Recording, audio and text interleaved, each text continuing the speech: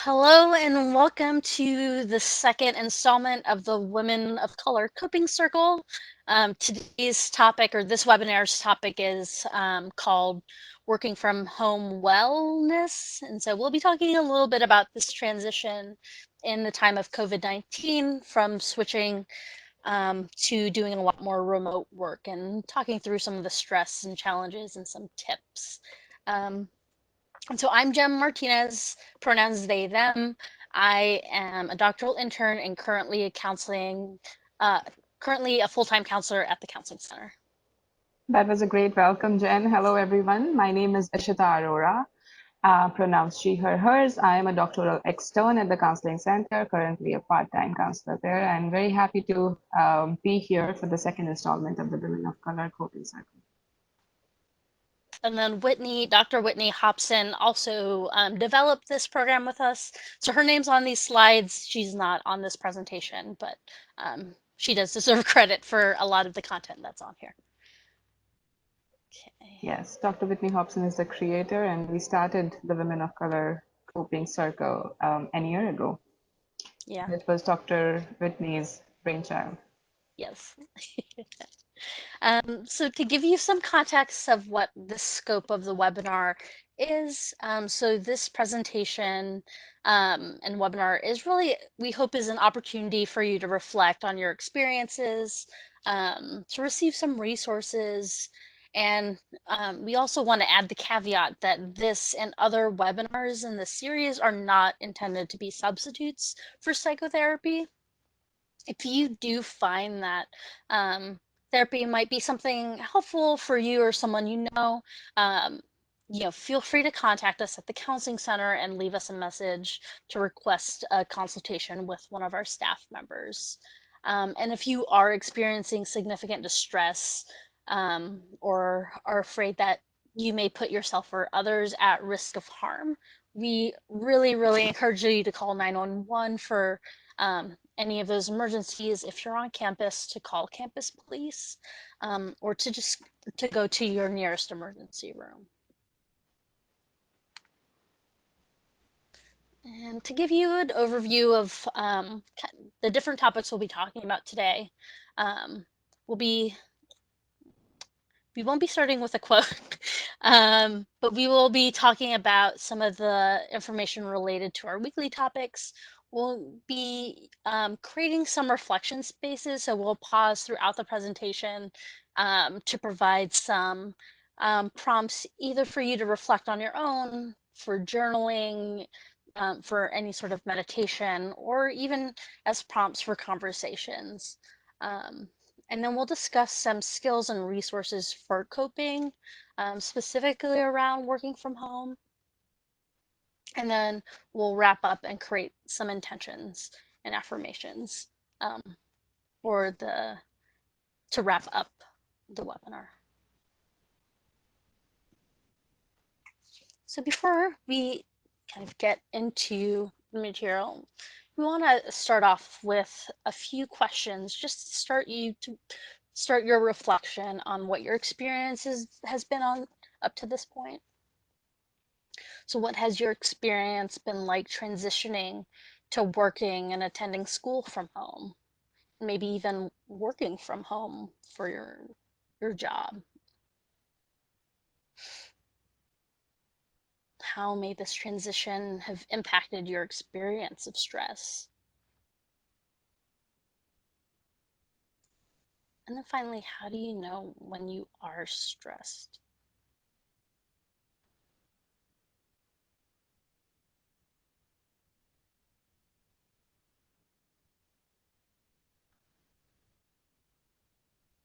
So you can, if you'd like more time just on this part, we do encourage you to pause here so you have those questions on your screen as you reflect. But for the timing of our webinar, we're going to go ahead and go on, but we encourage you to go at your own pace.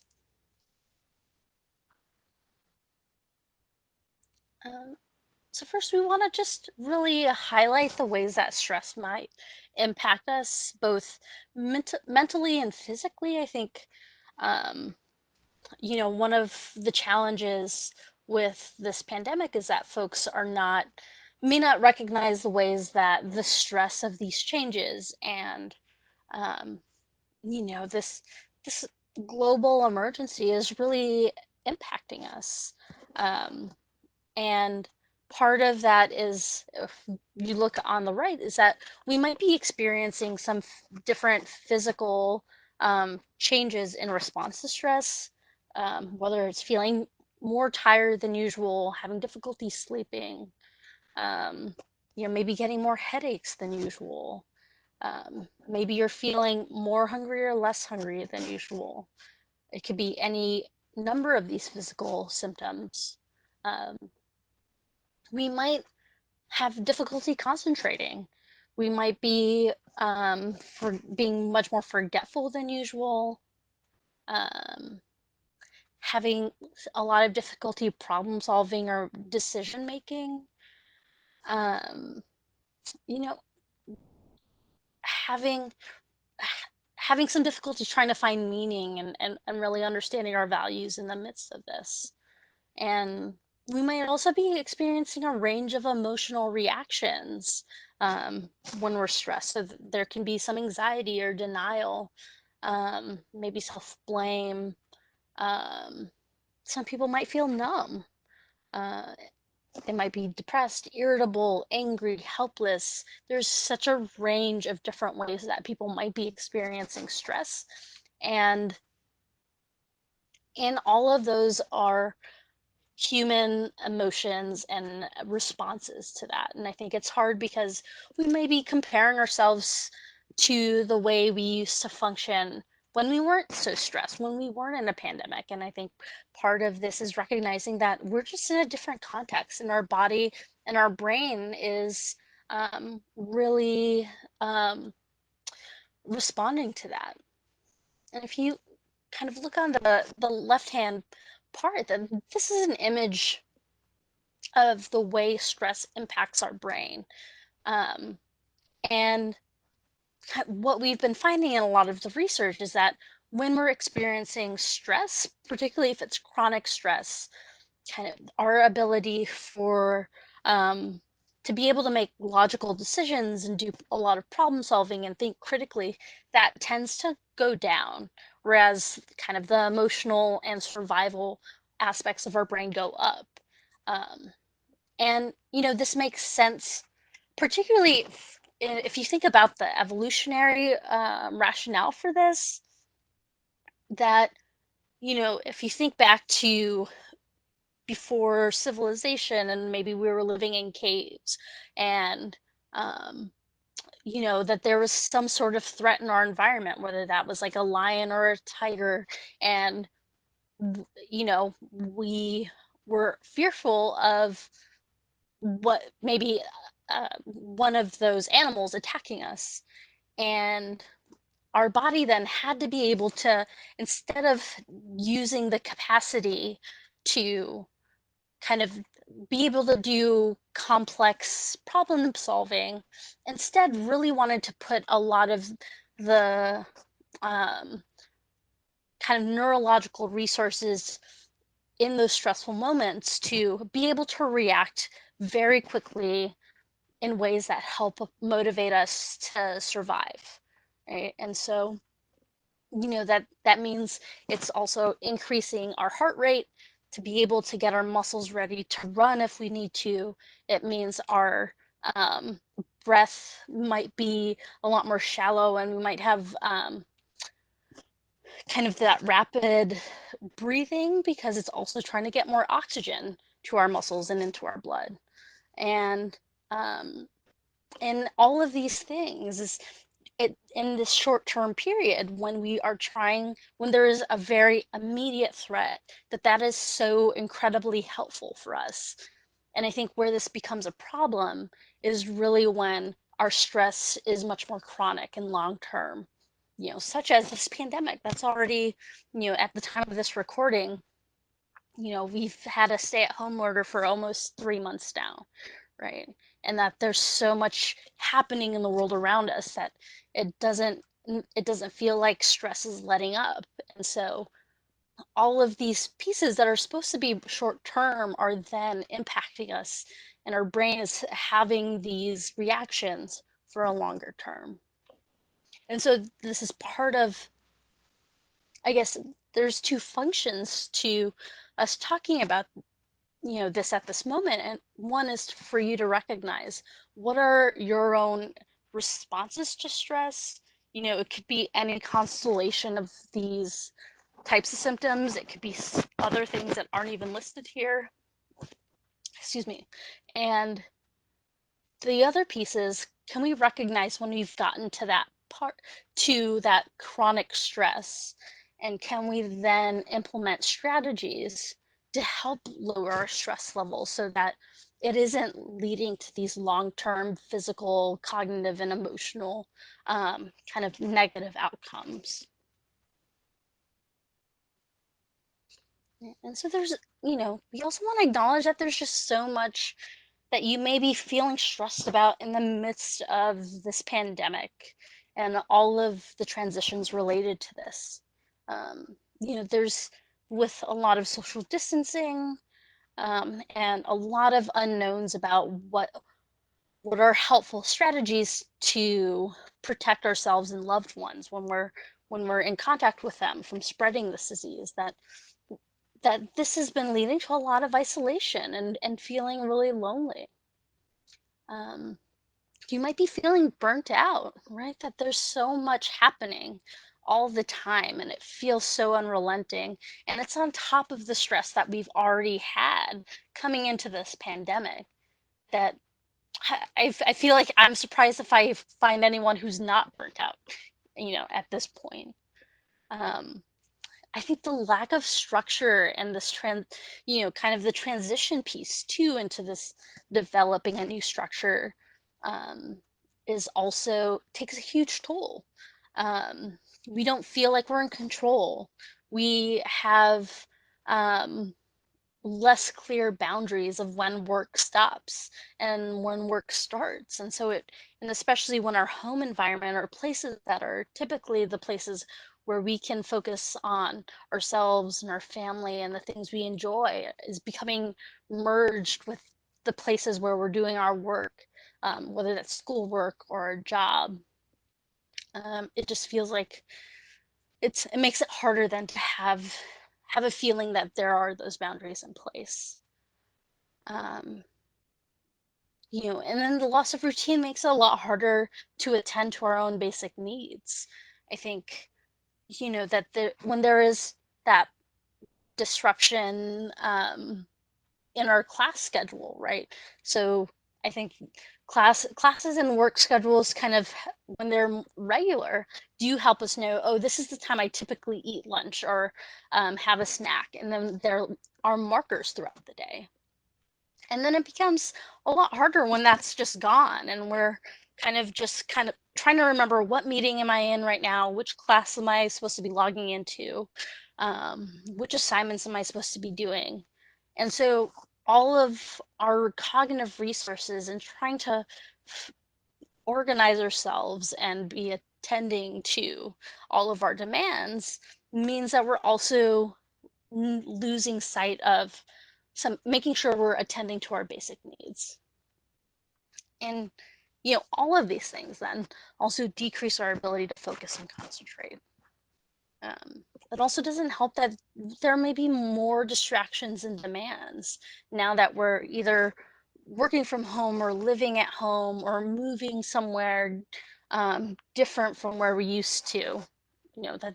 That it if you used to live in a dorm and now are moving back home with your family, it might mean that you don't even have your own personal space to be able to work in a quiet, do homework in a quiet space, or to maybe you're taking up more responsibilities now that you're at home.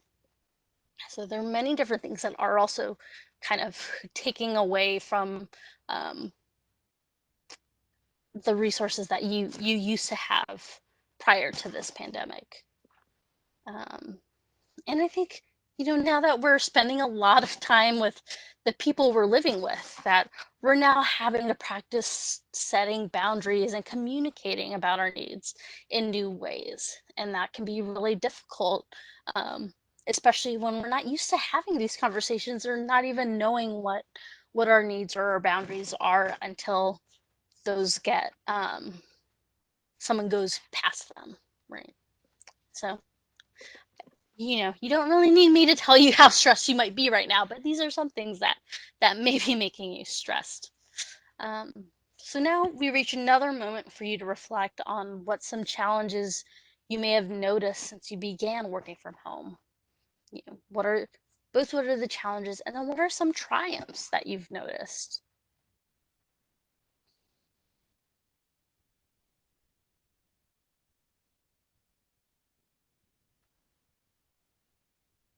How might the identities you hold impact your experience of demand and stress related from working from home?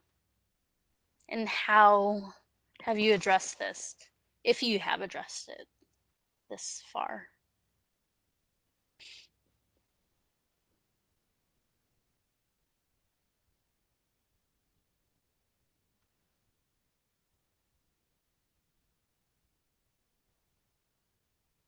In in the midst of all of this stress, how are you thinking about yourself and your ability to manage at this time?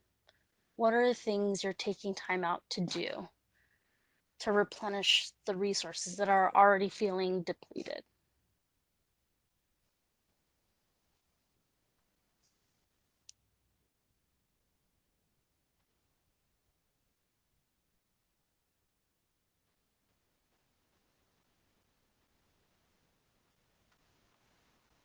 So again, I encourage you all to maybe pause the video at this moment to take some more time to reflect on this or discuss this. Um, and we'll, at this moment, continue to go forward.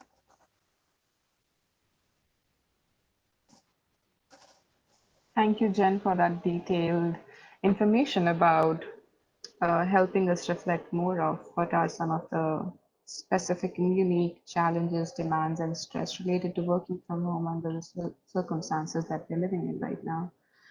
So, while we recognize that these challenges are unique and also similar for all of us, it's also important to understand what are some of the ways in which we can manage the multiple demands that are placed upon us or that we just generally have because we are working from home, and how do we manage to set those boundaries Jen we're just talking about. So it's important when we talk about working from home and managing multiple demands, it's very important we understand how we work in a way which is best for us. So understanding what are the priorities for us for each day.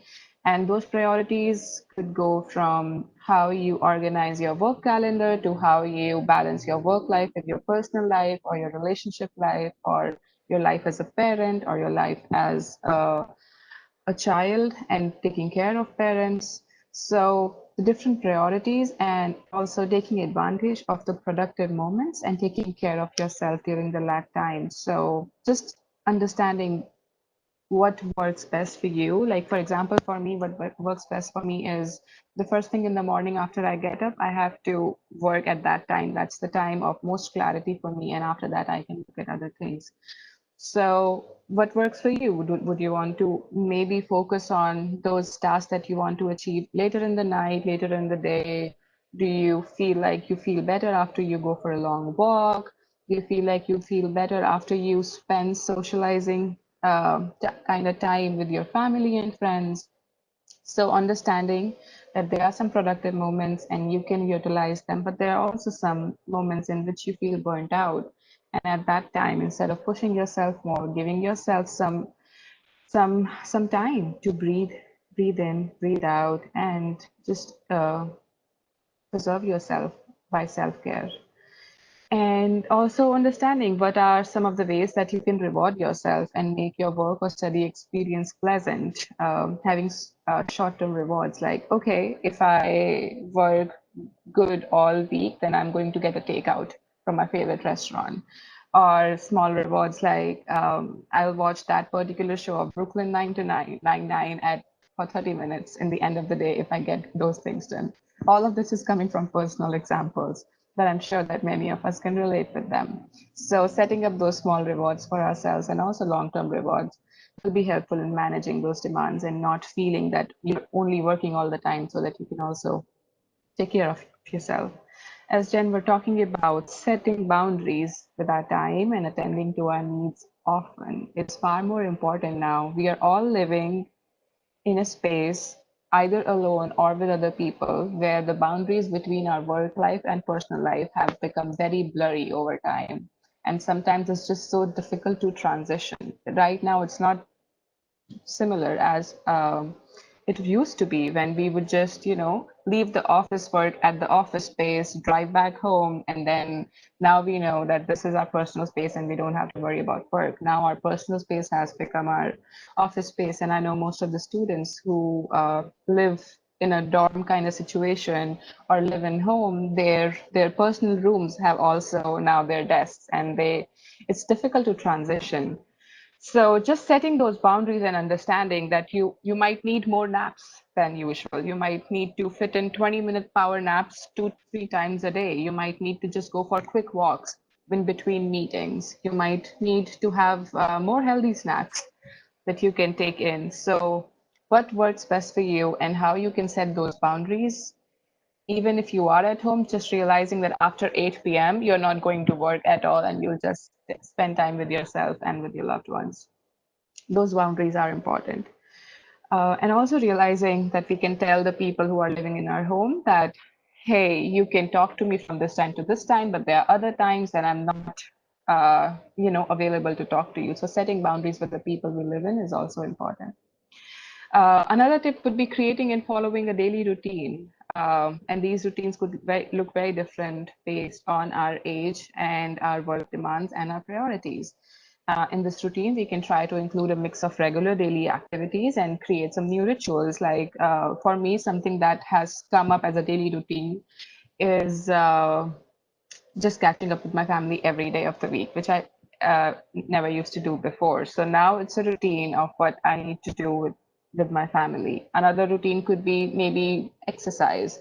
At 5 p.m. every day, you'd want to indulge in, or not really indulge, but take care of yourself by exercising or going for a walk or learning a new instrument if that's possible, or watching the baking show. So, what's the new routine for you that will work best for you?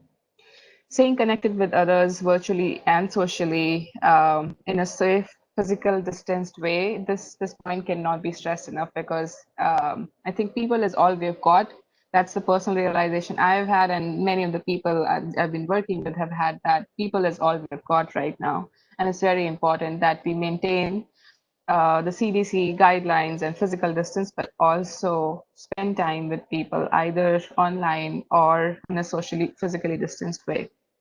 Staying connected is important, and isolation is not really healthy as long as that isolation is not leading us to completely feeling lonely. Maintaining a healthy lifestyle is also very important. Getting enough sleep, it's very important right now because we're spending most of the time at home, that we go to the bed at the same time and wake up at the same time every day. That's important to maintain our sleep cycle, which would be healthy.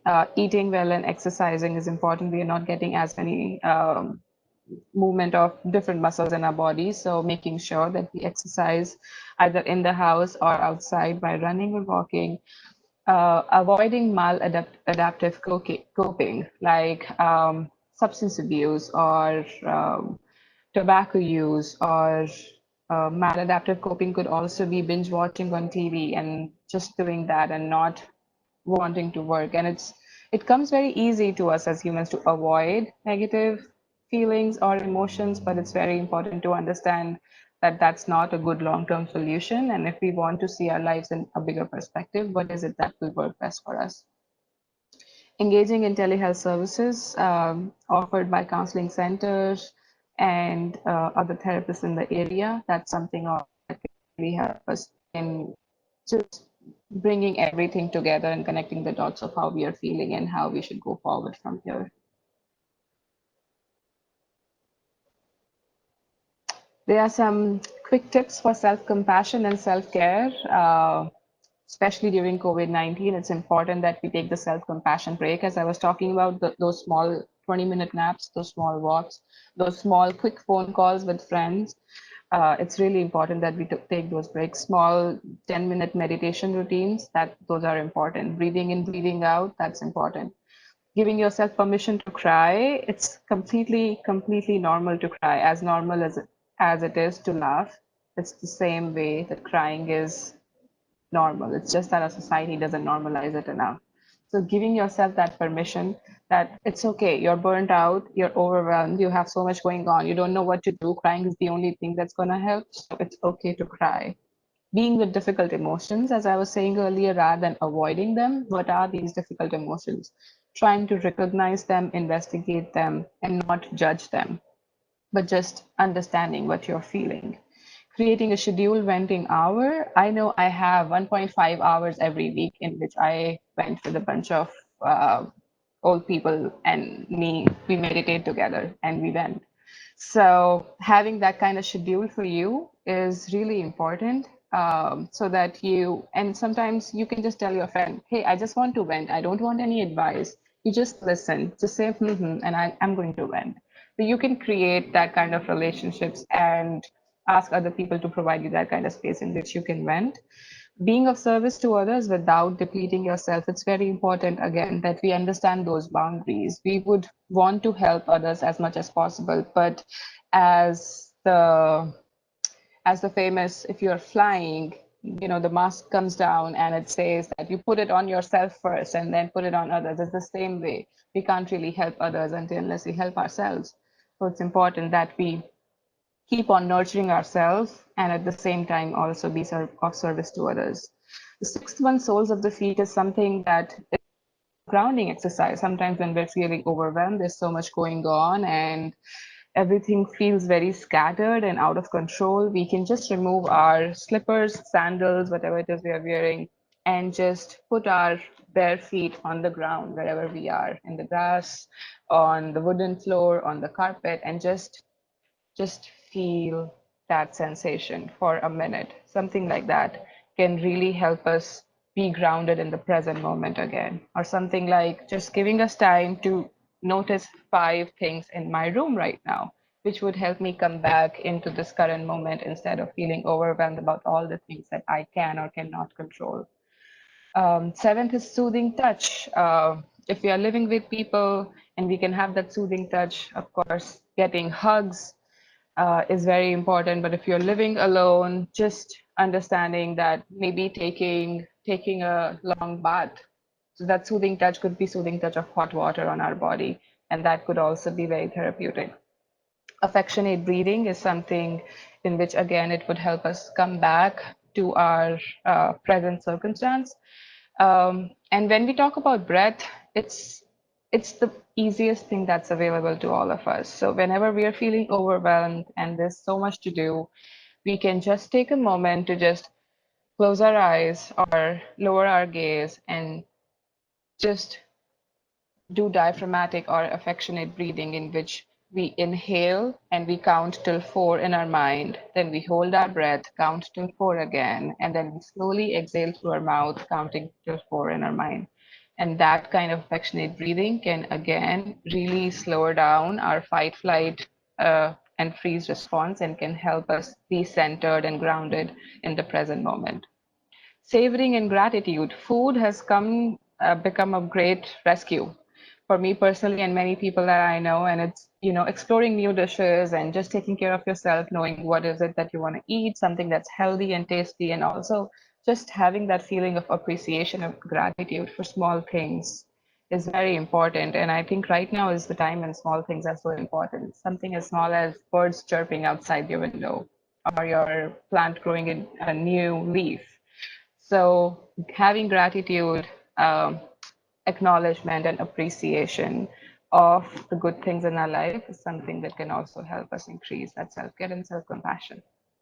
giving and receiving compassion, understanding that we have so much, and also it's important that we give that to others.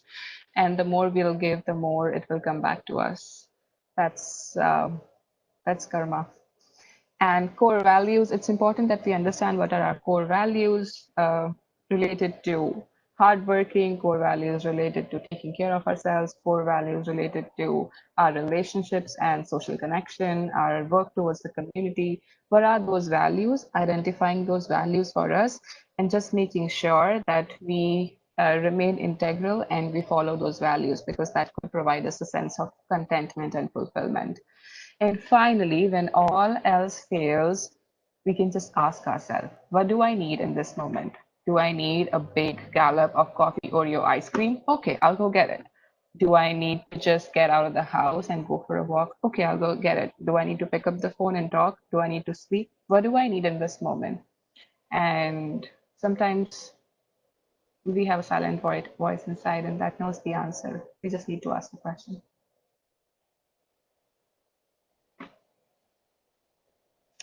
So, with all of these tips on managing stress and increasing our self compassion and our love for ourselves, again, just understanding that right now, since March, we have not really been working from home. We have been at our home during a world crisis trying to work. And it's very important that we reframe it. Working from home, these are not normal circumstances. The world is going through global crisis on multi layers in different phases and different forms. Every week seems like a new week and with its own crisis. And it's important we understand that we are still trying to go about business as usual in this pandemic and other crises that affect our society. So just taking a moment to reflect for yourself, if you want, you can pause on this slide and reflect on what does self-care and self-compassion look like for you? What is it that would make you happy? What is it that you can do for yourself to take care of yourself better?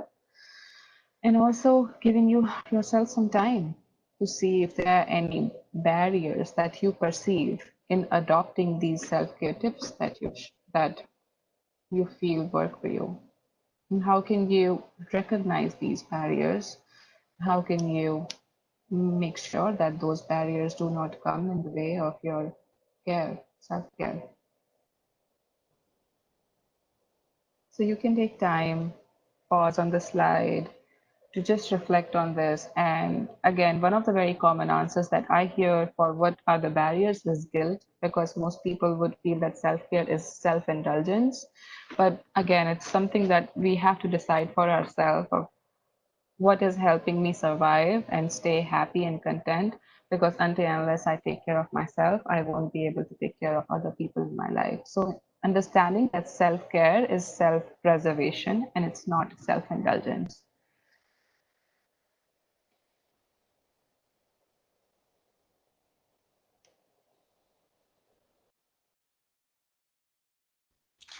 Thank you, Shita. That was really helpful and really important reminders too, and thinking about um, what we should be considering and identifying what can be getting in the way of doing the things that are going to help us both replenish our own resources and manage stress, and also um, make us be able to do that in the long term and still be engaging with the things that are important to us. And so before we wrap up, we want to just really kind of set this final intention, kind of based on the things that we've been reflecting on and discussing. What's one thing from this workshop that you'd like to incorporate into your daily life? So, really kind of identifying the one thing you want to really intentionally incorporate and try out today or a day this week,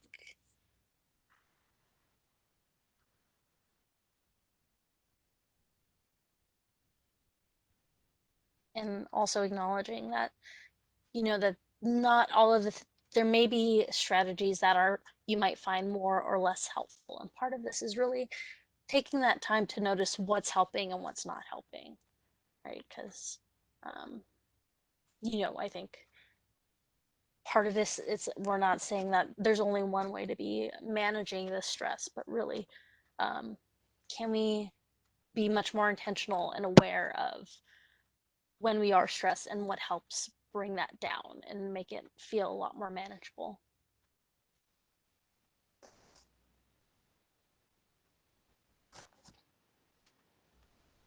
Oops. So before we wrap up, these are some resources. So you won't be able to click on these links, but we will post them on the website with the video.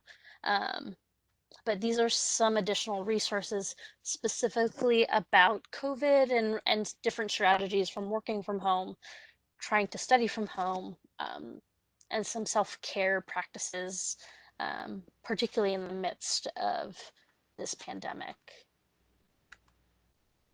And did I miss? Oh, okay.